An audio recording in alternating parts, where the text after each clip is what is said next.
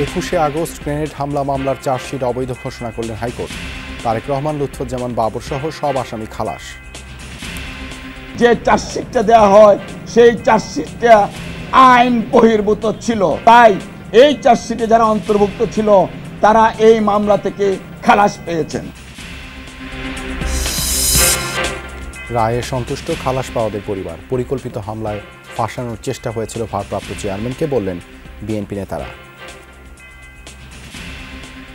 আব্বুর জেলে থাকার বয়স হচ্ছে 17, আমার বয়স হচ্ছে 17, তো আমি অনেক খুশি। আল্লাহ থেকে চেয়েছিলাম,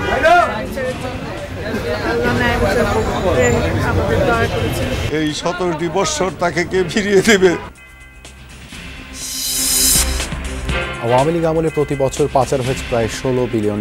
আর্থিক খাতের শ্বেতপত্র প্রতিবেদন ঐতিহাসিক দলিল, বললেন প্রধান উপদেষ্টা।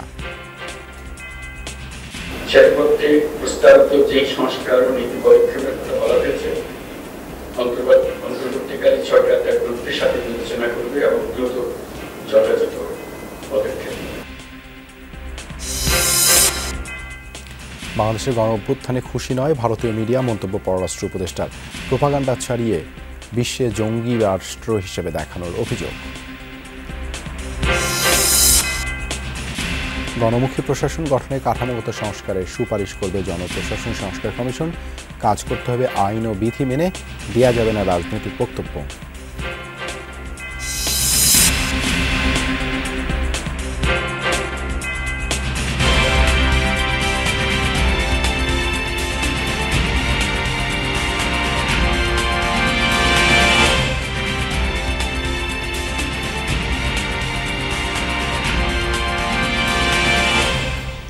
আমন্ত্রণ যমুনা নিউজে আপনাদের সঙ্গে আছি আমি দেবাশিস রঞ্জন সরকার। এতক্ষণ শিরোনাম দেখছিলেন, এবারে বিস্তারিত। 21শে আগস্ট শেখ হাসিনাকে হত্যা চেষ্টার মামলা থেকে খালাস পেলেন বিএনপির ভারপ্রাপ্ত চেয়ারম্যান তারেক রহমান। সেই সাথে খালাস দেওয়া হয়েছে মৃত্যুদণ্ডপ্রাপ্ত সাবেক প্রতিমন্ত্রী লুৎফুজ্জামান বাবর ও উপমন্ত্রী আব্দুস সালাম পিন্টু সহ সব আসামিকে। আজ সিআইডির দেয়া সম্পূরক চার্জশিটকে অবৈধ ঘোষণা করেছেন হাইকোর্ট। 2004 সালের 21শে আগস্ট বঙ্গবন্ধু এভিনিউয়ে গ্রেনেড হামলায় আওয়ামী লীগ নেত্রী আইভি রহমান সহ 24 জন মারা যান। মামলা হলে বিচারিক আদালতের রায়ের পর হাইকোর্টে পৌঁছায় ডেথ রেফারেন্স ও আসামিদের আপিল। রোববার সকাল 11টার দিকে 21 আগস্ট গ্রেনেড হামলা মামলার রায় পড়া শুরু করেন হাইকোর্টের দ্বৈত বেঞ্চের সিনিয়র বিচারপতি একেএম আসাদুজ্জামান। এ সময় বেঞ্চের অপর বিচারপতি সৈয়দ ইনায়েত হোসেন পাশেই ছিলেন। শুনানিতে উপস্থাপিত নথি, যুক্তিতর্কের নোট ও আইন দেখে জনাকীর্ণ আদালতে রায় ঘোষণা করেন বিচারপতি। রায় প্রদানে পৌনে 1 ঘন্টার মতো সময় নেন দুই বিচারপতি। সেই রায় পরে বিস্তারিত প্রকাশ করবেন আদালত। চূড়ান্ত রায়ে বাতিল করা হয় বিচারিক আদালতে দেয়া পুলিশের তদন্ত প্রতিবেদন এবং একই আদালতের দণ্ড। ফলে 21 আগস্ট গ্রেনেড হামলা মামলার সাজা থেকে খালাস পেলেন বিএনপির ভারপ্রাপ্ত চেয়ারম্যান তারেক রহমান, লুৎফুজ্জামান বাবর সহ 51 জন। যে 225 জন সাক্ষী, ইনভেস্টিগেটিং অফিসার বাদ দিয়ে, অন্য যারা ম্যাজিস্ট্রেট বাদ দিয়ে একজনও বলে নাই যে আমি দেখলাম ওমোকে আপনার এই গ্রেনেডটা মেরেছে। 21 আগস্টে এই ঘটনা হয়েছে, এই ঘটনাটা আমরা নিন্দা করি, কিন্তু এই মামলায় রাজনৈতিকভাবে এই মামলার ইনভেস্টিগেশন হয়ে এই 16 বছর যেই ট্রায়াল আমরা দেখলাম, যেহেতু আজকে শেষ রায় আমরা পেয়েছি এবং আশানুরূপ সমস্ত আসামিদেরকে মাননীয় আদালত খালাস করে দিয়েছেন, ইনক্লুডিং নন অ্যাপিলিং অ্যাকিউজড। যে আমার 16 বছরের পরিশ্রম সার্থক হয়েছে, এই মামলা নথি শুদ্ধ খালাস হয়েছে। জনাব তারেক রহমানকেও এই মামলা থেকে খালাস দিয়েছেন। আর বাইরেও তার মামলা আছেন, আরেকটি মামলা আমরা করছি মেইন 23 নম্বর কোর্টে 10টা অস্ত্র মামলা। এই 10টা অস্ত্র মামলা শুনানি শেষ পর্যায়ে এসেছে। আমরা আশা করব ওই মামলায় একই ধরনের ফলাফল হবে। রায় প্রদানকালে এজলাসে উপস্থিত ছিলেন না অ্যাটর্নি জেনারেল। কোর্টে দায়িত্ব পালনরত রাষ্ট্রপক্ষের আইনজীবী গণমাধ্যমে কোনো কথা বলেননি। তবে মোবাইল ফোনে অ্যাটর্নি জেনারেল জানান, পূর্ণাঙ্গ রায় হাতে পেলে আপিলের সিদ্ধান্ত নেওয়া হবে। আওয়ামী লীগ সরকার এটাকে ব্যবহার করেছে রাজনৈতিক উদ্দেশ্য প্রণোদিতভাবে। তারা চেয়েছিল যে তারেক রহমানকে এই মামলা দিয়ে চিরজীবন তাকে বাইরে রাখবেন। রাজনৈতিকভাবে এটা বিচার করেছে বলে আজকে আইন কানুন, সাক্ষ্য আইন কোনো কিছু ফলো করে নেই। এই জন্য আদালত আমরা ন্যায় বিচার পেয়েছি। যে চার্জশিটটা দেওয়া হয় সেই চার্জশিটটা আইন বহির্ভূত ছিল। সিআরপিসি এবং এভিডেন্স অ্যাক্টে এই চার্জশিটের কোনো আইনগত ভিত্তি নাই। তাই এই চার্জশিটে যারা অন্তর্ভুক্ত ছিল তারা এই মামলা থেকে খালাস পেয়েছেন। আইনজীবীরা জানিয়েছেন এই মামলার রায়ের পর আপিল বিভাগে চ্যালেঞ্জ করার সুযোগ আছে। এছাড়া রাজনৈতিক পট পরিবর্তন হলে আবারও উল্টে যেতে পারে রায়। 2004 সালের 21 আগস্ট রাজধানীর বঙ্গবন্ধু এভিনিউয়ে গ্রেনেড হামলায় আওয়ামী লীগ নেত্রী আইভি রহমান সহ 24 জন মারা যান। তবে প্রাণে বেঁচে যান আওয়ামী লীগ সভানেত্রী শেখ হাসিনা। মামলা হলে কয়েক দফা তদন্ত শেষে 2018 সালে রায় দেয় বিচারিক আদালত। তাতে তারেক রহমান সহ 51 আসামির বিভিন্ন মেয়াদে সাজা হয়। রবিবার সেই রায় বাতিল করে দিলেন হাইকোর্ট। নুনবী সরকার, যমুনা নিউজ, ঢাকা। শিগগিরই দেশে ফিরে বিএনপির হয়ে আগামী নির্বাচনে নেতৃত্ব দেবেন তারেক রহমান, এমন তথ্য জানিয়ে বিএনপি নেতারা বলেছেন, বিদেশি শক্তির পরিকল্পিত গ্রেনেড হামলা মামলায় তারেক রহমানকে ফাঁসানো হয়েছিল। দীর্ঘ আইনি লড়াই শেষে তারেক রহমান সহ বিএনপি নেতাদের খালাসের রায়ে ন্যায় বিচার প্রতিষ্ঠা হয়েছে বলেও মন্তব্য করেন তারা। ভয়াল 21 আগস্ট গ্রেনেড হামলা মামলায় সম্পূরক চার্জশিট দেওয়া হয় 2011 সালের 3 জুলাই। এতে বিএনপির ভারপ্রাপ্ত চেয়ারম্যান তারেক রহমান সহ নতুন করে 30 জনের নাম যুক্ত করে অভিযোগপত্র দাখিল করে পুলিশ। তবে রাজনৈতিক প্রতিপক্ষ দমনে মামলাটিকে হাতিয়ার হিসাবে ব্যবহারের অভিযোগ তোলে বিএনপি। এরই মধ্যে 2018 সালে তারেক রহমান সহ বিএনপি নেতাদেরকে দণ্ড দেয় দায়রা জজ আদালত। তবে 6 বছর পর আপিলের রায়ে খালাস পেয়েছেন সবাই। বিএনপির ভারপ্রাপ্ত চেয়ারম্যান তারেক রহমান খালাস পাওয়ায় স্বস্তি প্রকাশ করে লন্ডন থেকে বিবৃতি দেন মহাসচিব মির্জা ফখরুল ইসলাম আলমগীর। বলেন, এ রায়ে প্রমাণিত হলো আওয়ামী ফ্যাসিবাদী সরকার রাজনৈতিক উদ্দেশ্য প্রণোদিত হয়ে তারেক রহমানকে অভিযুক্ত করেছিল। ন্যায় বিচার ভিত্তিক সমাজ ব্যবস্থা। রবিবার রাজধানীতে আলাদা অনুষ্ঠানে বিএনপি নেতারা বলেন, এ রায়ে ন্যায় বিচার প্রতিষ্ঠা হয়েছে। দাবি করেন, হামলার পেছনে ছিল বিদেশি শক্তি। সেই গ্রেনেড হামলা কখনোই বিএনপি ইনভলভ ছিল না। একটা বিদেশি শক্তি এই অপকর্মটা করে দেশ নেতৃত্ব খালেদা জিয়া এবং আমাদের নেতা তারেক, আজকের বিএনপির অ্যাক্টিং চেয়ারম্যান, ওনাকে ফাঁসাতে চেয়েছিল। আপিল বিভাগ যথার্থ বিচার করেছেন, ন্যায় বিচার হয়েছে এবং আমরা দীর্ঘদিন রাজনৈতিক সংগ্রাম এবং ন্যায় বিচারের জন্য যে সংগ্রাম করেছি তার কিছুটা হলেও আজকে প্রতিফলন হয়েছে। বিকেলে মুক্তিযুদ্ধ প্রজন্ম দলের প্রতিষ্ঠাবার্ষিকী উপলক্ষে দলটির নেতাকর্মীদের নিয়ে জিয়া রহমানের সমাধিতে পুষ্পস্তবক অর্পণ করেন স্থায়ী কমিটির আরেক সদস্য ডাক্তার AZM জাহিদ হোসেন। তিনি জানান, আদালত ন্যায় বিচার করায় দ্রুত দেশে ফিরছেন তারেক রহমান। সবগুলো এখনো হয়নি, এখনো বেশ কয়েকটা বাকি আছে। কাজেই আমরা আশাবাদী, যে কোনো সময়, যত দ্রুততার সময় আমরা খুবই আশাবাদী উনি বাংলাদেশে ফেরত আসবে। আপিলের রায়ে সন্তোষ জানিয়েছেন বিএনপি নেতাকর্মীরা। বিকেলে তারা নয়াপল্টনে আনন্দ মিছিল বের করেন। আরিফিন শাকিল, যমুনা নিউজ, ঢাকা। সব আসামিকে খালাস দিয়ে হাইকোর্টের দেয়া এই রায়ের মাধ্যমে ন্যায় বিচার প্রতিষ্ঠিত হয়েছে বলে জানিয়েছেন দীর্ঘদিন ধরে এ মামলায় কারাগারে থাকা আসামিদের স্বজনরা। রায়ের স্বস্তির কথা জানিয়েছেন সাবেক স্বরাষ্ট্র প্রতিমন্ত্রী লুৎফুজ্জামান বাবরের স্ত্রী তাহমিনা জামান। মিথ্যা মামলার দায় থেকে মুক্তি মিলেছে বলে দাবি করেন সাবেক শিক্ষা উপমন্ত্রী আব্দুস সালাম পিন্টুর পরিবার। 17 বছর আগে 21 আগস্ট গ্রেনেড হামলা মামলায় গ্রেফতার হন কুষ্টিয়ার জাহাঙ্গীর আলম। তখন তার মেয়ের বয়স ছিল মাত্র 4 মাস। বাবার খালাসের রায়ে উচ্ছ্বাসে ভেসেছেন তার সেই ছোট্ট মেয়ে। এই যে আমার 17 বছর বয়স, আব্বু ছাড়া পেল। আব্বুর জেলে থাকার বয়স হচ্ছে 17, আমার বয়স হচ্ছে 17। তো আমি অনেক খুশি আব্বুকে ফিরে পেয়ে, পাওয়ার তো কথা ছিল না। চাঞ্চল্যকর এই মামলায় অন্যতম পরিকল্পনাকারী হিসাবে মৃত্যুদণ্ডাদেশ দেয়া হয়েছিল সাবেক স্বরাষ্ট্র প্রতিমন্ত্রী লুৎফুজ্জামান বাবরকে। এই মামলায় 2011 সাল থেকে কারাগারে তিনি। মামলার আপিলের রায়ের সময় আদালতে উপস্থিত ছিলেন তার স্ত্রী তাহমিনা জামান, ছিলেন তার ছেলেও। আল্লাহ থেকে চেয়েছিলাম বিচারের জন্য, আল্লাহ ন্যায় বিচার করে আমাদের দয়া করেছেন, এটাই আল্লাহর দরবারে শুকরিয়া। ন্যায় বিচার চেয়েছিলাম, ন্যায় বিচার পেয়েছি এবং সবার কাছে দোয়া করছি যেন ইনশাআল্লাহ, কামনা করছি যেন ইনশাআল্লাহ আমরা বাংলাদেশে ফিরে আসতে পারি। এ রায়ে ন্যায় বিচার প্রতিষ্ঠিত হয়েছে বলে মন্তব্য করেছেন মৃত্যুদণ্ড থেকে খালাস পাওয়া আরেক আসামি আব্দুস সালাম পিন্টুর স্বজনরা। একই অভিমত সাবেক সংসদ সদস্য শাহ মোফাজ্জল হোসেন কাইকোবাদের পরিবারেরও। রায় আজকে প্রমাণ করেছে একটি মিথ্যা বানোয়াট মামলা ছিল। এটি রাজনৈতিক উদ্দেশ্য প্রণোদিতভাবে আমার ভাইকে ফাঁসানো হয়েছিল। আজকে দীর্ঘ 17 বছর ধরে তিনি জেলে রয়েছেন। মিথ্যা মামলায় আমার ভাই 17 বছর কারাভোগ করলেন। এই 17টি বছর তাকে কে ফিরিয়ে দেবে? আজকে আল্লাহ রাব্বুল আলামিন তাকে যেন নেক হায়াত দান করে। অনেক পরিবার তাদের পরিবারের একজন সদস্য রাজনীতি করার কারণে পুরো পরিবার ধ্বংস হয়ে গেছে এবং এই ধরনের প্রতিহিংসার রাজনীতির এখানেই সমাপ্ত হওয়া উচিত এবং আমি চাই বাংলাদেশে একটা সহমর্মিতা এবং সহ অবস্থানের রাজনীতির পরিবেশ তৈরি হোক। 21 আগস্ট গ্রেনেড হামলা মামলায় খালাস পাওয়া 49 আসামির মধ্যে কারাগারে আছেন 31 জন, বাকিরা ছিলেন পলাতক। আরিফুর রহমান সবুজ, যমুনা নিউজ, ঢাকা। শেখ হাসিনার আমলে প্রতি বছর বিদেশে পাচার হয়েছে 2 লাখ কোটি টাকা। 15 বছরে উন্নয়ন বাজারে 40% অর্থ আত্মসাৎ করেছে আমলারা, এমন পর্যবেক্ষণ উঠে এসেছে শ্বেতপত্র প্রণয়ন কমিটির প্রতিবেদনে। এতে বলা হয় জিডিপির প্রবৃদ্ধিকে মিথ বানিয়েছিল বিগত সরকার। সরকারি প্রতিষ্ঠানে গজিয়েছিল দুর্নীতির ডালপালা, ক্ষমতার সাথে জোট বেঁধেছিলেন শীর্ষ আমলা ও ব্যবসায়ীরা। অর্থনীতিকে খাদের কিনারায় রেখে দায়িত্ব ছাড়তে হয়েছে শেখ হাসিনা সরকারকে। গত 15 বছরের শাসনামলে ব্যাংকিং খাত নিয়ে প্রশ্ন উঠেছে সবচেয়ে বেশি, দখল হয়েছে আর্থিক প্রতিষ্ঠান, বাজেট বাস্তবায়ন বলতে প্রকল্প কেন্দ্রিক উন্নয়নে আটকে গিয়েছিলেন নীতি নির্ধারকরা। অপকাঠামোর নামে বিদেশি ঋণ অপচয় নজির মিলেছে অহরহ।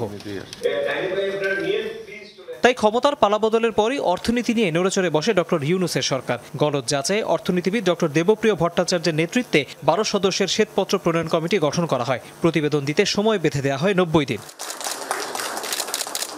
সেই ডেডলাইন শেষ হয় রোববার সকালে। প্রধান উপদেষ্টার হাতে চূড়ান্ত প্রতিবেদন তুলে দেয় শ্বেতপত্র প্রণয়ন কমিটি। এর আগে বিভিন্ন মন্ত্রণালয়ের সচিব, সরকারি দপ্তরের কর্মচারী, এনজিও, সুশীল সমাজ, গণমাধ্যম সহ বিভিন্ন ব্যক্তির সাথে প্রায় 50টি বৈঠক করে কমিটি। চূড়ান্ত প্রতিবেদন এসেছে যমুনা টেলিভিশনের হাতে। এতে বলা হচ্ছে, বিগত 15 বছরে উচ্চ জিডিপির প্রবৃদ্ধিকে এক ধরনের মিথ বানিয়ে ফেলেছিল বিগত সরকার। কেননা অর্থনীতির গতির সাথে তথ্য, পরিসংখ্যান ও বাস্তবতার মিল ছিল না। সরকারি বিভিন্ন প্রতিষ্ঠানে ব্যাপ্তি বেড়েছে দুর্নীতির, অনেক ক্ষেত্রে নির্দেশ পালনে বাধ্য ছিলেন আমলারা। শীর্ষ কর্মকর্তা ও ব্যবসায়ীদের কেউ কেউ জোট বেঁধেছিলেন ক্ষমতাসীনদের সাথে। এ সময় সবচেয়ে বেশি লুটপাট হয়েছে ব্যাংকিং খাতে, পাচার হয়েছে বিপুল অর্থ। পাশাপাশি অনিয়মের নজির মিলেছে ভৌত অবকাঠামো, বিদ্যুৎ, জ্বালানি ও আইসিটি খাতে। অর্থনৈতিক শ্বেতপত্র প্রণয়ন কমিটি যে প্রতিবেদনটি চূড়ান্ত করেছে তার আকার কম বেশি প্রায় 400 পৃষ্ঠা। তার কিছু অংশ আমার হাতে এই মুহূর্তে রয়েছে এবং এর শুরুতেই দি ক্লিপ্টোক্রেটিক লেগেসি নামে একটি অনুচ্ছেদ যুক্ত করা হয়েছে এবং সেখানে যদি আমি একটু পড়ে শোনাই, এমন মন্তব্য করা হয়েছে: the short answer lies in unchecked corruption, abuse of public resources and misuse of discretionary power for a decade and a half. The fundamental reason for such misgovernance was predicated by a pervasive lack of democratic accountability originating from the fraudulent national elections of 2014, 2018 and 2024. Such elections, along with disempowering local government elections, gave shape to a very centralized authoritarian government. অর্থাৎ যে ধরনের অনিয়ম এবং বিশৃঙ্খলতা অর্থনীতি সহ নানা ক্ষেত্রে হয়েছে, সেগুলোর সূত্র হিসেবে তারা আসলে নির্বাচনে বিভিন্ন ক্ষেত্রে যে অনিয়ম হয়েছে এবং এই অনিয়ম যে আসলে স্থানীয় সরকার পর্যন্ত পৌঁছে গিয়েছিল, সেটিও কিন্তু এই কমিটি দোষারোপ করেছে। চূড়ান্ত প্রতিবেদনে নানা তথ্য ও পর্যবেক্ষণ তুলে ধরতে সোমবার পরিকল্পনা কমিশনে সংবাদ সম্মেলন করবে অর্থনৈতিক শ্বেতপত্র প্রণয়ন কমিটি। তৌহিদ হোসেন, যমুনা নিউজ, ঢাকা। সাবেক প্রধানমন্ত্রী শেখ হাসিনার আমলে প্রকাশ্যে লুটপাটের মাধ্যমে দেশের অর্থনীতিকে ধ্বংস করা হয়েছে বলে মন্তব্য করেছেন প্রধান উপদেষ্টা ডক্টর মোহাম্মদ ইউনূস।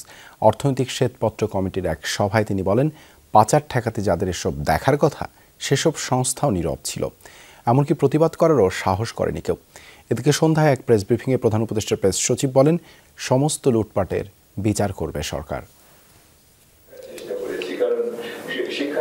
দেশে বিদ্যুৎ জ্বালানি খাত সহ বিভিন্ন উন্নয়ন খাতের দুর্নীতি ও অর্থ পাচারের ভয়াবহ চিত্র তুলে ধরা হয়েছে শ্বেতপত্র কমিটির রিপোর্টে।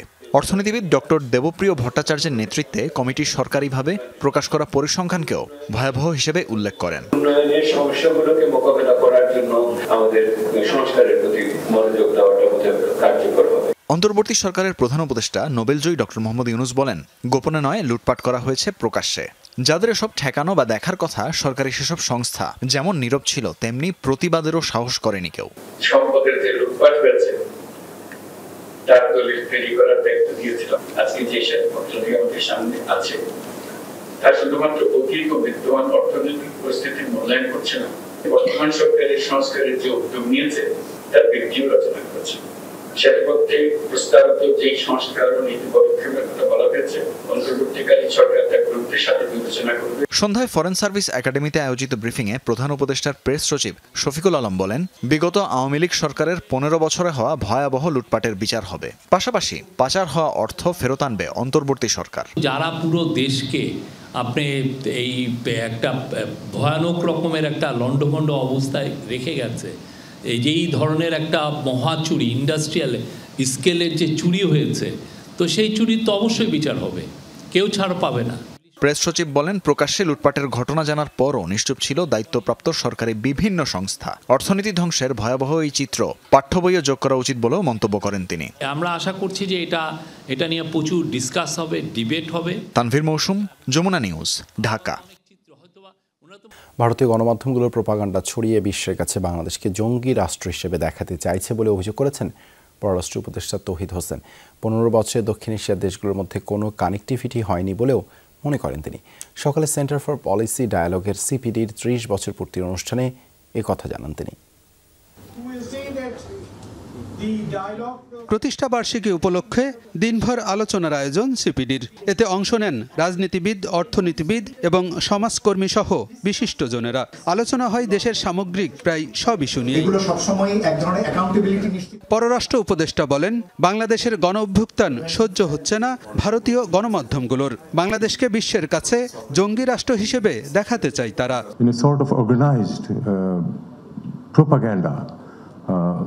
Not only in India but all over the world. Bangladesh নিয়ে সুসংগঠিত প্রোপাগান্ডা ছড়ানো হচ্ছে শুধু ভারতে না, সারা বিশ্বে জঙ্গি রাষ্ট্র হিসেবে দেখাতে চায় তারা। সংখ্যালঘুদের নিয়েও মিথ্যা তথ্য ছড়ানো হচ্ছে। এর অপপ্রচারের শিকার হচ্ছে বাংলাদেশ, যা পুরোপুরি অন্যায়, অনৈতিক। This is very unfair. আরেক সেশনে পতিত আওয়ামী লীগ সরকারের সমালোচনা করেন বিএনপি নেতা আমির খসরু মাহমুদ চৌধুরী। ভোটাধিকার কেড়ে নেন, বাকি অধিকার তো আপনাকে কেড়ে নিতেই হবে, নাহলে তো আপনি থাকতে পারছেন না ওখানে, আপনি যেতে পারছেন না ওখানে, আপনাকে একটার পর একটা অধিকার কেড়ে নিতে হবে। এই জন্য আমাদেরকে we have to make sure যে বেসিক ফান্ডামেন্টালটা আমাকে ঠিক রাখতে হবে। সাংবাদিক মাহফুজ আনাম বলেন, স্বৈরাচারের পতন হলেও দায়িত্বশীলদের মননে এখনো পরিবর্তন আসেনি। ফ্যাসিস্ট সাইকোলজির মধ্যে বাস করে আমি তাকে চূর্ণ বিচূর্ণ করে নতুনের দিকে আসছি, পাওয়ার শিফট করেছি। যেই প্রতিষ্ঠানগুলোকে ভিত্তি করে আমাকে শোষণ করা, নিষ্পেষণ করা হতো, সেই প্রতিষ্ঠানগুলোর ক্ষমতা এখন আমি এসছি। আমি কি সেই পুরনো অভ্যাস ত্যাগ করছি?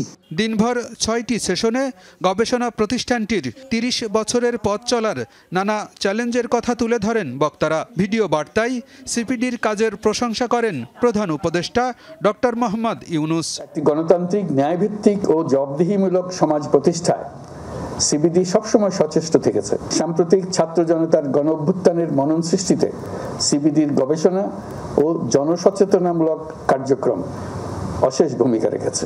আমি আশা করি সিপিডি অতীতের মতোই বর্তমানে ও আগামীতে তার বুদ্ধিবৃত্তিক অবদান অব্যাহত রাখবে। আলমগীর হোসেন, যমুনা নিউজ, ঢাকা। পলাতক ফ্যাসিস্টরা দেশের শান্তির পরিবেশ নষ্ট করতে দফায় দফায় বিশৃঙ্খলা সৃষ্টির চেষ্টা করছে বলে অভিযোগ করেছেন জামায়াত আমির ডাক্তার শফিকুর রহমান। বলেন, আওয়ামী লীগ পরিকল্পিতভাবে দেশকে ধ্বংস করেছে, দেশের সম্পদ বিদেশে পাচার করেছে। জামায়াত ক্ষমতায় গেলে কাউকে জোর করে বোরকা পরানো কিংবা পর্দা করতে বাধ্য করা হবে না বলেও জানান জামায়াতের আমির। আজ ফরিদপুর, নওগাঁ ও খুলনায় 3টি কর্মী সম্মেলনে যোগ দেন তিনি। জামায়াতে ইসলামের নেতৃবৃন্দের বাড়িঘর বুলডোজার দিয়ে খতম করে দেওয়া হয়েছে, এটা অন্য কোনো দলের ক্ষেত্রে ঘটেনি। ফরিদপুর সরকারি রাজেন্দ্র কলেজ মাঠে জামাতের কর্মী সম্মেলন। লাখো মানুষের জনসমুদ্রে পরিণত হয় কলেজ প্রাঙ্গণ। প্রধান অতিথির বক্তব্যে জামাত আমির বলেন, 5 আগস্টের পর দেশে শান্তির পরিবেশ তৈরি হয়েছিল, তবে তা নষ্ট করতে ফ্যাসিস্টরা দফায় দফায় বিশৃঙ্খলা সৃষ্টির চেষ্টা করে যাচ্ছে। জামাত আমির বলেন, আওয়ামী লীগের সময় জামাত সবচেয়ে বেশি ফ্যাসিজমের জাতাকলে পিষ্ট হয়েছে। ঘরবাড়ি বুলডোজার দিয়ে গুড়িয়ে দেয়া সহ অসহ্য নির্যাতনের পরও কারো উপর জুলুম করেনি। আল্লাহ তাআলা একটা ইতিবাচক পরিবর্তন এনে দিয়েছেন। হিংসার রাজনীতির বিস্তৃতি আমরা ঘটাতে চাই। ভয় দেখানো হয়, এরা রাজ্য কায়েম করলে সবাইকে জোর করে কালো বোরকা পরাবে। না, জোর করে কাউকে কালো বোরকা পরানো হবে না। খুলনায় খান জাহান আলী থানা জামাত আয়োজিত সম্মেলনে জামাত আমির বলেন, প্রভু নয় বন্ধু প্রতিবেশী রাষ্ট্র চাই তার দল। হাজার হাজার লাখ লাখ মামলায় কোটি কোটি মানুষকে মামলার জালে বন্দী করেছে, ঘরে বাইরে মানুষের শান্তি এবং নিরাপত্তা কেড়ে নিয়েছে, কার্যত বাংলাদেশকে একটা বৃহত্তর কারাগারে পরিণত করেছিল। এরা ছিল বেপরোয়া, এরা না আল্লাহকে ভয় করেছে না মানুষকে সম্মান এবং সমীহ করেছে, এরা মানুষকে মানুষ গণ্য করে নাই। ডাক্তার শফিকুর রহমান বলেন, বিগত 15 বছরে একটি দল দেশকে এলোমেলো করে দিয়েছে। এজন্য এখন জাতীয় ইস্যুগুলোতে জনগণের ইস্পাত কঠিন ঐক্য প্রয়োজন বলে জানান তিনি। শামীম রেজা, যমুনা নিউজ, খুলনা। এদিকে বরিশালের নথুল্লাবাদ এলাকায় এক পথসভায় বক্তব্য দেন জামায়াতের আমির ডাক্তার শফিকুর রহমান। বলেন, 24-এর গণ অভ্যুত্থানে যারা নিহত হয়েছেন তারা কোনো দলের সম্পদ নয়, তারা সবাই দেশের সম্পদ। তিনি আরও বলেন, 2006 সাল থেকে 2024 পর্যন্ত অসংখ্য মানুষকে গুম খুন করা হয়েছে, সারা বাংলাদেশকে কারাগারে পরিণত করা হয়েছিল। ন্যায় বিচার ঘরে আসবে না, লড়াই করে আনতে হবে বলে মন্তব্য করেন জামায়াতের আমির ডাক্তার শফিকুর রহমান।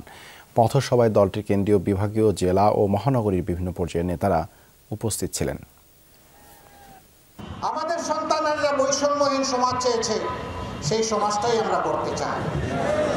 এই সমাজ গড়তে হলে অবশ্যই দেশের সকল স্তরকে দুর্নীতি মুক্ত করতেই হবে, এটি আমাদের অঙ্গীকার। বৈষম্য বিরোধী আন্দোলনের সময় ক্ষমতার অপব্যবহারের অভিযোগ এনে সাভারের এসিল্যান্ড রাসেল নূরের পদত্যাগ ও গ্রেপ্তারের দাবিতে বিক্ষোভ করেছেন শিক্ষার্থীরা। রাতে উপজেলা পরিষদ ভবন ও এসিল্যান্ডের কার্যালয়ে তালা ঝুলিয়ে অবস্থান নেন বিক্ষোভকারীরা। খবর পেয়ে ঘটনাস্থলে যায় আইনশৃঙ্খলা বাহিনী। এর আগে বৈষম্য বিরোধী ছাত্র আন্দোলনের ব্যানারে শিক্ষার্থীরা প্রথমে ঢাকা আরিচা মহাসড়কে অবস্থান নেন, পরে উপজেলা পরিষদ চত্বরে গিয়ে অবস্থান নিয়ে বিক্ষোভ করেন তারা। শিক্ষার্থীদের অভিযোগ, বৈষম্য বিরোধী ছাত্র আন্দোলনে নির্বাহী ম্যাজিস্ট্রেটের দায়িত্ব পালনের সময় ছাত্রদের উপর গুলি চালানোর নির্দেশ দেন রাসেল নূর। নিরপেক্ষ ভূমিকা পালন না করে অবস্থান নেন স্বৈরাচারের পক্ষে। সেনাপ্রধান জেনারেল ওয়াকারুজ্জামান বলেছেন, দেশের ক্রান্তিকালে দিনরাত পরিশ্রম করছে বাংলাদেশ সেনাবাহিনী। সশস্ত্র বাহিনী দিবস উপলক্ষে বীর মুক্তিযোদ্ধা সেনা সদস্যদের সংবর্ধনা ও সেনাবাহিনীর শান্তিকালীন পদক প্রদান অনুষ্ঠানে এই কথা বলেন তিনি। বলেন, সেনা সদস্যরা দিনরাত পরিশ্রম করে যাচ্ছে দেশ ও জাতির স্বার্থে। সশস্ত্র বাহিনী দিবস উপলক্ষে বীর মুক্তিযোদ্ধা সেনা সদস্যদের সংবর্ধনা ও সেনাবাহিনীর শান্তিকালীন পদক প্রদান অনুষ্ঠান ঢাকার সেনানিবাসে আর্মি মাল্টিপারপাস কমপ্লেক্সে এই আয়োজনে অংশ নেন খেতাবপ্রাপ্ত ও বীর মুক্তিযোদ্ধা সেনা সদস্য, তাদের নিকট আত্মীয়, ঊর্ধ্বতন সামরিক কর্মকর্তা ও গণমাধ্যম ব্যক্তিবর্গ। শুরুতেই সেনাপ্রধান জেনারেল ওয়াকারুজ্জামান অতিথিদের সাথে কুশলাদি বিনিময় করেন। পরে আনুষ্ঠানিক বক্তব্যে সেনাপ্রধান বলেন, দেশ জাতির কল্যাণে নিরলস কাজ করছে বাংলাদেশ সেনাবাহিনী। পাশাপাশি দেশের চলমান পরিস্থিতি সামলাতে পরিস্থিতি পর্যবেক্ষণ করছে বাহিনীর সদস্যরা। দেশ এবং জাতি গঠনের বিভিন্ন কাজে আমরা নিয়োজিত আছি। ইউএন মিশনে আমরা কাজ করে যাচ্ছি, বিশ্ব শান্তি রক্ষায় আমরা কাজ করে যাচ্ছি, ডিজাস্টার রিলিফ কাজেও আমরা করে যাচ্ছি এবং আমরা পারদর্শিতা অর্জন করেছি। এটা একমাত্র সম্ভব হয়েছে আপনাদের ঐকান্তিক প্রচেষ্টা। সেনাপ্রধান বলেন, দেশের যে কোনো ক্রান্তিকালে দেশ সেবা থেকে পিছপা হবেন না বাহিনীর সদস্যরা। দেশের এই ক্রান্তিকালকে সামাল দিতে দিন রাত পরিশ্রম করছে সেনাবাহিনীর সদস্যরা। সেনাবাহিনী দেশের ক্রান্তিকালে অনেক ভালো কাজ করে যাচ্ছে। দেশ এবং জাতি এই সেনাবাহিনীর কাছে কৃতজ্ঞ। দিন রাত সেনা সদস্যরা পরিশ্রম করে যাচ্ছে দেশের আইন শৃঙ্খলা রক্ষার কাজে। আমরা সবাই মিলে যদি কাজ করি, ইনশাল্লাহ আমরা এই দেশের এই ক্রান্তি লগ্ন থেকে দেশকে উদ্ধার করতে সক্ষম হব, একটা শান্তি সুশৃঙ্খল ভবিষ্যতের দিকে যেতে সক্ষম হব। 2023-24 অর্থ বছরে শান্তিকালীন সময়ে বিভিন্ন বীরত্বপূর্ণ কাজের স্বীকৃতিস্বরূপ 5 জন সেনাবাহিনী পদক, 5 জন অসামান্য সেবা পদক ও 18 জন বিশিষ্ট সেবা পদক সহ মোট 28 জনকে পদক দেয়া হয়। আহমেদ রেজা, যমুনা নিউজ, ঢাকা। চট্টগ্রাম অর্থ ঋণ আদালতে এস আলম গ্রুপের বিরুদ্ধে 1964 কোটি টাকার ঋণ খেলাপি মামলা দায়ের করেছে জনতা ব্যাংকের জীবন বীমা কর্পোরেট শাখা। আদালত মামলাটি গ্রহণ করে গ্রুপটির মালিকানায় থাকা ফার্স্ট সিকিউরিটি ইসলামী ব্যাংক ও আল আরাফা ইসলামী ব্যাংকের প্রায় 7,43,00,000 শেয়ার হস্তান্তরের নির্দেশনা দিয়েছেন। রোববার সকালে চট্টগ্রাম অর্থ ঋণ আদালতের বিচারক মুজাহিদুর রহমানের আদালতে মামলা দায়ের করা হয়। মামলায় এস আলম গ্রুপের অঙ্গ প্রতিষ্ঠান গ্লোবাল ট্রেডিং কর্পোরেশনের 1,964 কোটি টাকা ঋণ খেলাপির দায়ে সাইফুল আলম মাসুদ ও তার স্ত্রী ফারজানা পারভিন, ভাই আব্দুস সামাদ লাবু সহ 10 জনকে আসামি করা হয়েছে। জনতা ব্যাংকের জীবন বীমা শাখা থেকে এস আলম গ্রুপের মোট ঋণের পরিমাণ 8,216 কোটি টাকা, যা এ শাখায় মোট ঋণের 90% ঋণ প্রদানের সময় যথাযথ নিয়ম পরিপালন করা হয়েছিল কিনা তা খতিয়ে দেখতে দুদককে নির্দেশনা দিয়েছেন আদালত। ঋণ আদায়ে গ্লোবাল ট্রেডিং কর্পোরেশনের নামে থাকা সব সম্পত্তি পর্যায়ক্রমে নিলামে তোলা হবে বলে জানিয়েছেন ব্যাংকটির কর্মকর্তারা। সাইফুল আলমের ফার্স্ট সিকিউরিটি ব্যাংকের যা সিকিউরিটি আছে তা সবগুলো করে শেয়ার। আর 6 নম্বর বিবাদী হলো আব্দুস সামাদ লাবু, ওনার যত শেয়ার আল আরাফা ব্যাংকে আছে এগুলি সব ক্রোকের নির্দেশ দিয়েছেন।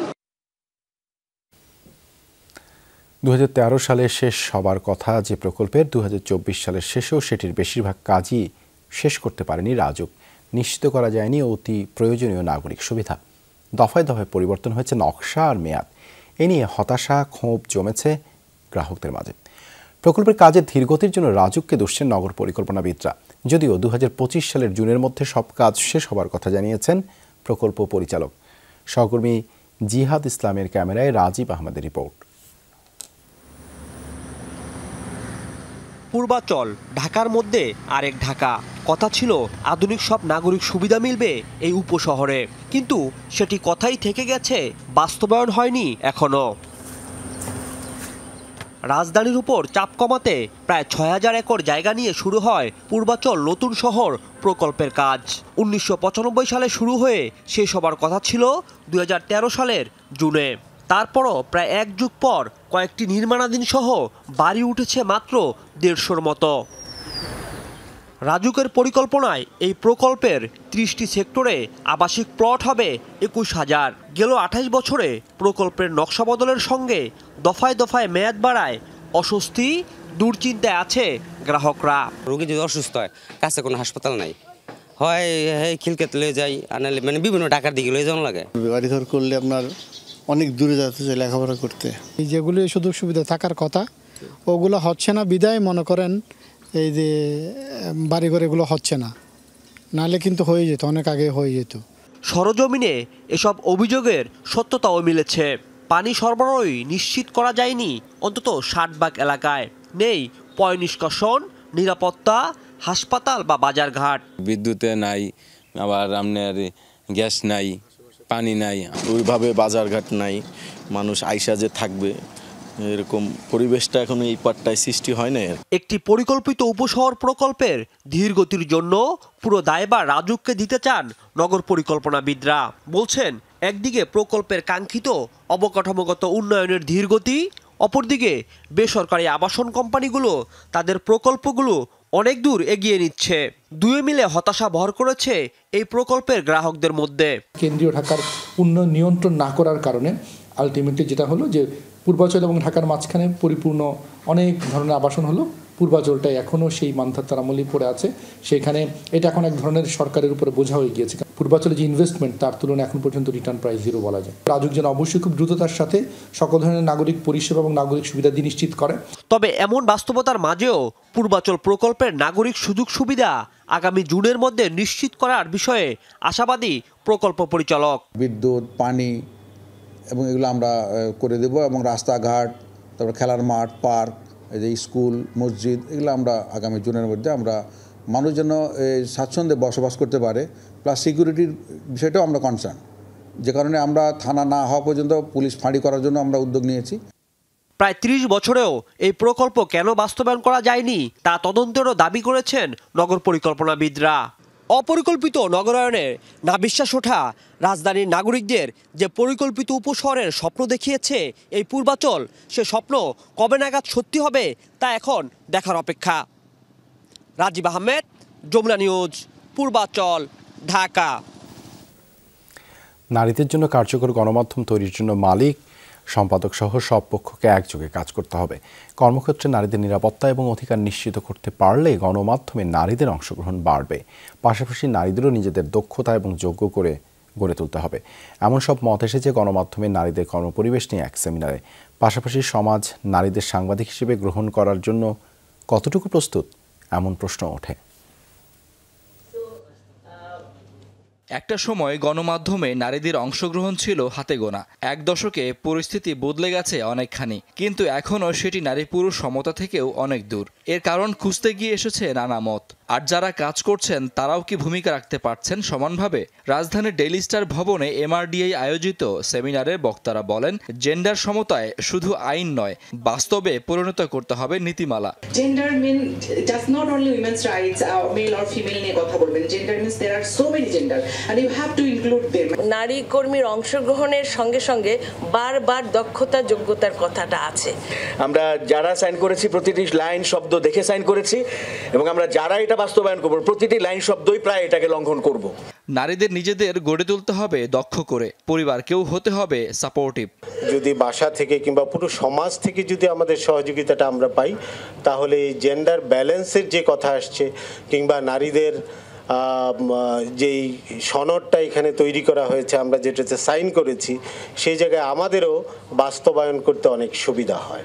আমাদের নারী সহকর্মী যারা আছে তাদেরকেও আরও বেশি কমিটেড হতে হবে, আরও বেশি ডেডিকেটেড হতে হবে নিজের কেরিয়ারের ব্যাপারে। অধিকাংশ পত্রিকা গণমাধ্যম হাউস চলে একটা খুবই স্বৈরাচারী কায়দায়। সেখানে সাধারণ সংবাদ কর্মী রিপোর্টার তারা কিন্তু সেখানে সাবালটার্ন এবং তাদের অবস্থা নারীর মতোই। এই জায়গাটা ডেমোক্রেটাইজেশন না হলে নারীর জন্য সেটা ভয়াবহ। যারা এটা বাস্তবায়ন করবেন তারাই বলুন যে তাদের সমস্যা কি হয়েছে এবং তারা সেটা কিভাবে সমাধান চান। গণমাধ্যমে নারীদের অংশগ্রহণ কিছুটা বাড়লেও এখনও নারীদের সাংবাদিক হিসেবে গ্রহণে কতটুকু প্রস্তুত সমাজ? সব অফিসেই নারী সাংবাদিক আছেন এবং তারা তাদের জায়গা থেকে চ্যালেঞ্জিংভাবে কাজটা করছেন এবং তারা কিন্তু দক্ষ এবং যোগ্য, এবং কোনো কোনো ক্ষেত্রে অনেকের চাইতে বেশি যোগ্য। শুধু নারীরা অংশগ্রহণ করলেই হবে না, এখানে পুরুষদের আরও বেশি গুরুত্বপূর্ণভাবে এবং আরও বেশি সংখ্যায় এগিয়ে আসতে হবে, যাতে করে সমাজের যে যে বৈষম্যহীন একটা ব্যবস্থায় সেটা আরও বেশি প্রগাঢ়ভাবে দেখা যায়। আমরা আমাদের কর্মক্ষেত্রে যোগ্যতা, কর্মদক্ষতা এবং নেতৃত্বের গুণ আছে কিনা সেটা আমরা বিবেচনা করব। তার জেন্ডার দিয়ে কোনো রকমের বৈষম্য করব না। ওয়েস বোর্ড দেওয়ার সময় নারী পুরুষ সমান অংশগ্রহণের শর্ত দেওয়ার দাবি ওঠে আলোচনা সভায়। শাকিল হাসান, যমুনা নিউজ, ঢাকা। শুরু হলো বিজয়ের মাস। ছাত্র অভ্যুত্থানের পর নতুন উদ্দীপনায় উদযাপিত হবে বিজয় দিবস। বিজয়ের মাসের শুরুতেই র্যালি করেছে ঢাকা বিশ্ববিদ্যালয়। রবিবার সকালে অপরাজেয় বাংলা থেকে শুরু করে টিএসসি হয়ে স্মৃতি চিরন্তন চত্বরে গিয়ে শেষ হয় র্যালিটি। এতে অংশ নেন শিক্ষক, শিক্ষার্থী ও বিভিন্ন স্বেচ্ছাসেবীরা। এ সময় জুলাই আগস্টে ছাত্র জনতার আন্দোলনের মধ্যে দিয়ে নতুন বাংলাদেশ জাতিকে নতুন করে উদ্দীপনা যোগাবে বলে জানিয়েছেন বিশ্ববিদ্যালয়ের উপাচার্য ডক্টর নিয়াজ আহমেদ খান।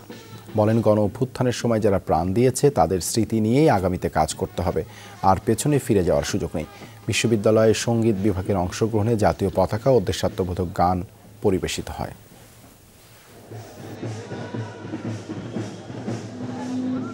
তো সব কিছু মিলে কিন্তু আমরা কোনো ইউনিক সিস্টেম ডেভেলপ করতে পারিনি। তো আমরা মনে করছি সেই সিস্টেম যেহেতু আমরা ডেভেলপ করতে পারিনি, এটাই মূল সমস্যা, এবং এই সিস্টেমকে ডেভেলপ করতে হবে। তার মধ্যে দিয়ে আমরা আসলে নতুন বাংলাদেশের যে প্র্যাকটিক্যাল রূপ সেটা আসলে আমরা পাবো। নতুন বাংলাদেশ আমাদের প্রত্যাশা থাকবে যাতে করে একটি সাম্যের সমাজ প্রতিষ্ঠিত হয়, যেখানে সকল মানুষের মানবাধিকার নিশ্চিত হবে এবং সামাজিক সুবিচার নিশ্চিত হবে। দায় এবং দায়িত্ব অনেক বেড়ে গেছে। আমাদের পিছনে যাবার আর কোনো পথ নেই। সবাইকে নিয়ে আমরা এই বিজয় মাসের শুরুতে অঙ্গীকার করছি, সবাইকে নিয়ে আমরা আমাদের দেশটাকে এগিয়ে নেব, যার যার পর্যায় থেকে তার দায়িত্ব পালন করব।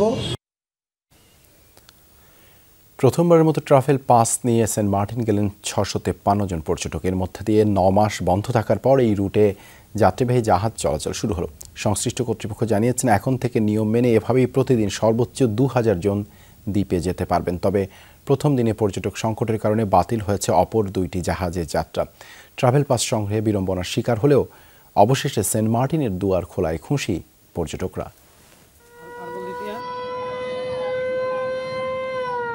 সকাল 10টায় পর্যটকদের নিয়ে এমভি বারোয়াউলিয়া নামের জাহাজটি কক্সবাজার শহরের নুনিয়ারছড়া BIWTA ঘাট থেকে ছেড়ে বিকালে পৌঁছে সেন্ট মার্টিনে। তবে এই প্রথমবার সবাইকে যেতে হচ্ছে ট্রাভেল পাস নিয়ে। ট্রাভেল পাসের বিষয়টা একটু আমাদের জন্য হেক্টিক ছিল, যে প্রসেসিং, কারণ এজেন্সির সাথে বারবার কথা বলা, আদৌ পাবো কিনা। আমি লাস্ট মোমেন্টেও আমি আসলে কনফিউজ ছিলাম যে আমি টিকিট কেটেছি বাট আমি যেতে পারবো কিনা। কয়েকটা রুমের গেস্ট হচ্ছে ঝামেলায় পড়ছে, ওদেরকে কেউ কেউ আজকে সকালে ট্রাভেল পাস পেয়েছে। অনেক ঝামেলা ছিল, এই পাবো কি পাবো না, আসবো কি আসবো না, ইনশাআল্লাহ আসতে পারছি। যেতে পারবো কি যেতে পারবো না, অবশেষে আসলাম। ট্রাভেল পাসটা দিল ওই এজেন্সি থেকে। একে তো ট্রাভেল পাস পাওয়া নিয়ে ভোগান্তি, তার উপর 3টি জাহাজ ছাড়ার পরিকল্পনা থাকলেও ছেড়েছে কেবল একটি। 850 জন যাত্রীর ধারণ ক্ষমতার ওই জাহাজে করে গেছে 653 জন। পর্যটক সংকটের কারণে বাতিল হয় বাকি দুটির যাত্রা। তারপরও 9 মাস পর সেন্ট মার্টিনে যেতে পেরে খুশি পর্যটকরা। আজকে নতুন শিপ চালু হয়েছে, তো আমরা মানে প্রথম প্যাসেঞ্জার, ভালো লাগছে। তারা খুব ভালোভাবে রিসিভ করেছে, যাচ্ছি, খুব ভালো লাগছে। জাস্ট আজকে আমরা ট্রাভেল পাসটা পেয়েছি, ট্রাভেল পাসটা প্রিন্ট করে আজকে আমরা যাচ্ছি। ঘাটে গিয়ে পর্যটকবাহী জাহাজ যাত্রার কার্যক্রম পরিদর্শন করেন জেলা প্রশাসনের কর্মকর্তারা। বাঁকখালী নদীতে নাব্য সংকটের কারণে পাল্টেছে আগের পথ। ড্রেজিং যতদিন হচ্ছে না, তাহলে খুব বেশি হয়রানি হবে। সবচেয়ে বেশি আমি আতঙ্কিত সেটা হচ্ছে আসার সময় যদি, ভাটার সময় যদি কোনো চরে আটকে যায় রাতের সময়, আসলে যাত্রীরা এটা বেশি খুব বেশি ভয় আতঙ্কিত থাকবে। এটি প্রাকৃতিক ব্যাপার, এটা তো খুবই স্বাভাবিক। যেখান থেকে তারা ছাড়বেন, এখান থেকে তো জাহাজ ছাড়ছে, এখান থেকে তো অন্যান্য সময় সবসময় যাত্রীগণ আসা যাওয়া করছে। আমি মনে করি না এতে অসুবিধা হবে। মন্ত্রণালয়ের সিদ্ধান্ত অনুযায়ী পর্যটকরা শুধুমাত্র ডিসেম্বর-জানুয়ারি 2 মাস সেন্ট মার্টিন ভ্রমণ ও রাত্রিযাপন করতে পারবে। ট্রাভেল পাস নিয়ে দিনে যেতে পারবে সর্বোচ্চ 2000 জন। দ্বীপে পলিথিন ও প্লাস্টিকের ব্যবহার নিষিদ্ধ। আল আমিন শিকদার, যমুনা নিউজ। মালয়েশিয়ায় বিশেষ সম্মাননা পেলেন যমুনা টেলিভিশন ও যুগান্তরের রিপোর্টার আহমাদুল কবির। সাংবাদিকতার বিশেষ অবদান রাখা এই সম্মাননা পেলেন তিনি। শনিবার কুয়ালালামপুরের জি টাওয়ারে করা হয় আয়োজন। ফার্স্ট অ্যাচিভার্স অ্যাওয়ার্ড নামের এই সম্মাননা পেয়েছেন আরও 31 জন প্রবাসী বাংলাদেশি উদ্যোক্তা। কৃষি, শিক্ষা, শিল্প, প্রযুক্তি সহ বিভিন্ন ক্যাটাগরিতে দেয়া হয়েছে এই অ্যাওয়ার্ড। বিশেষ এই সম্মাননার আয়োজন করে ভয়েস এশিয়ান। এতে উপস্থিত ছিলেন শিক্ষক, চিকিৎসক, গবেষক, ব্যবসায়ী সহ মালয়েশিয়ায় বিভিন্ন প্রতিষ্ঠানে কর্মরত বাংলাদেশি প্রবাসীরা।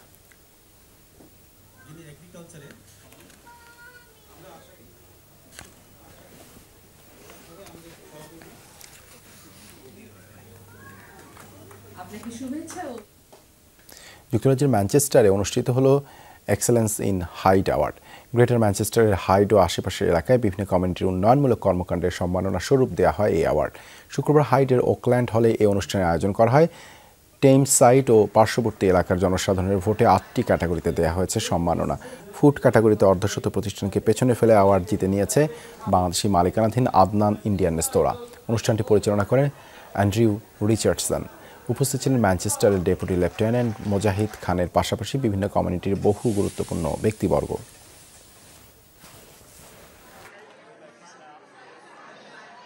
আমাদের যারা কাস্টমার রয়েছে, আমাদের স্টাফ রয়েছে, যারা বিহাইন্ড দ্য সিন অনেক কষ্ট করেছেন, তাদেরকে ধন্যবাদ জানাচ্ছি। Tonight we're going to be presenting certificates and trophies for all these hard-working businesses, community groups and volunteers. Saudi আরবের রিয়াদে যাত্রা শুরু করলো যৌথ মালিকানাধীন বাংলাদেশি প্রতিষ্ঠান বিগ বাজার। জমকালো অনুষ্ঠানের মাধ্যমে শুক্রবার সুপার শপটির উদ্বোধন করেন প্রতিষ্ঠাতা আরিফ মৃধা। রিয়াদের বাংলাদেশি অধিকৃত সানাই এলাকার আরবাইনে যাত্রা শুরু করে প্রতিষ্ঠানটি। উদ্বোধনী অনুষ্ঠানে সুপার শপের প্রতিষ্ঠাতা আরিফ মৃধার পাশাপাশি উপস্থিত ছিলেন প্রতিষ্ঠানের অন্যান্য সদস্যরাও। ফিতা কেটে শুভ উদ্বোধন করা হয় সুপার শপটির। দেশীয় খাবারের পাশাপাশি এখানে পাওয়া যাবে মাছ, মাংস, শাকসবজি ও অন্যান্য নিত্য প্রয়োজনীয় পণ্য।